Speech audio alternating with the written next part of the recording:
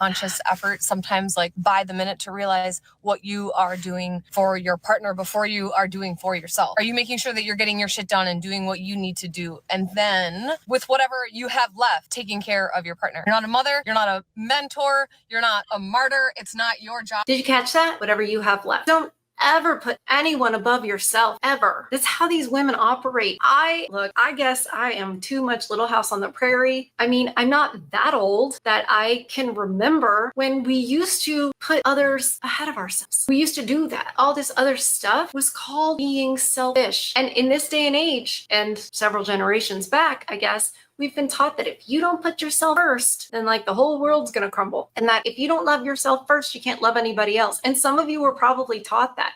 Well, I will look, don't take my word for it, but look around. The young Gen Xers were taught love yourself first. And I mean, the Whitney Houston song that we all know, I believe the children are the future. To love yourself is the greatest love of all. That's that song. Gen X was raised on this love yourself first. Millennials, Gen Z, all of it. How does it work? How are relationships? Not good. But this lady's going to sit here and continue to tell us that that's the way it should be. That you got to put yourself first. And then whatever you have left over, then maybe be there for someone else. Can you imagine if the men were going out here saying this?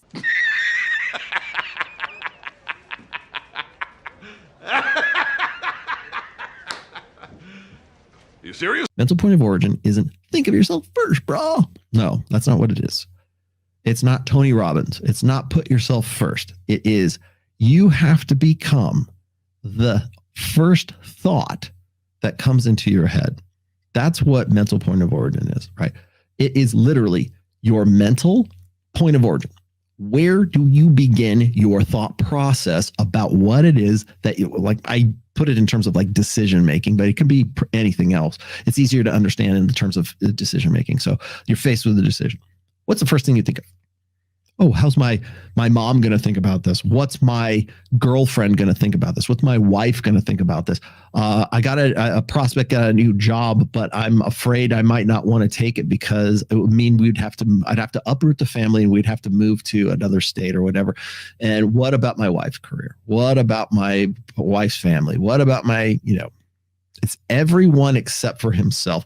And you're dealing with a guy who's like this, like dyed-in-the-wool white knight who wants to read Bible scriptures to you as to how you can be a more serviceable guy, how you can be a utility, how you should think of others before you think of yourself, how you can essentially be beholden in an indentured servitude to your wife before anything else. Like those guys, to be a real man is to sacrifice freaking everything. Jesus Christ did it on the cross. So therefore you should sacrifice everything too. Like that is where I separate it. Because what happens is guys get into that mentality and they are less able to provide for their families. They are less able to provide for their kids. They're less able to think about anything except for how whatever the decisions that they make are going to affect their family. And they would say, that's the greatest sin, Rollo. You need to be on your game and you need to think of others before you think of yourself. The problem is enlightened self-interest. I can't help others until I can help myself. I can't help others as well as when I help myself first. Anything that I do, I have, they want to talk about confidence. I have enough confidence in myself to say what I do.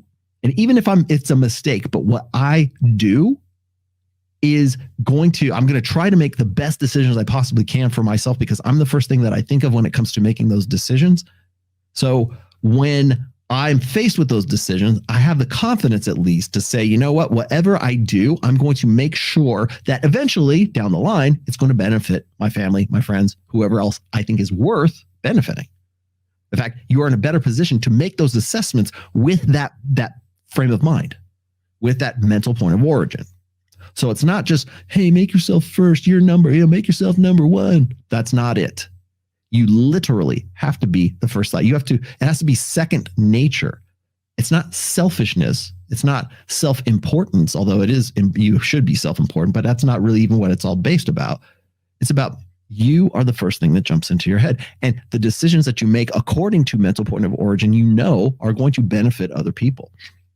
So what happens is, and this is like the most difficult thing for tradcons to wrap their heads around, is that when you make those decisions for yourself, that you're not doing so because you're a selfish son of a bitch. You're doing so because you know that later on you'll be in a better position to help others. Boom. You helped yourself, and therefore you can help others better because you did so in the first place.